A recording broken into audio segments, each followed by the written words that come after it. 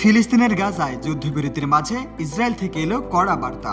ইসরায়েলের সেনাপ্রধান lieutenant general ইয়াল Jamir জানিয়েছেন, হামাস সব ইসরায়েলি জিম্মির লাশ ফেরত না দেয়া পর্যন্ত গাজায় যুদ্ধ শেষ হবে না।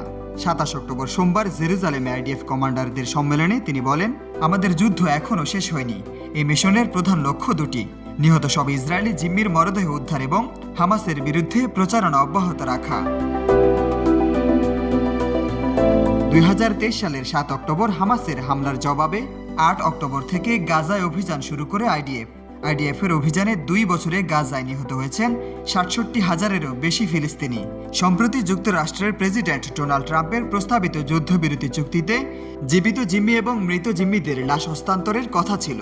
হামাস জীবিত 20 জন জিম্মিকে মুক্তি দিলেও মৃত জিম্মিদের দেহাবশেষ নিয়েই শুরু হয়েছে সমস্যা।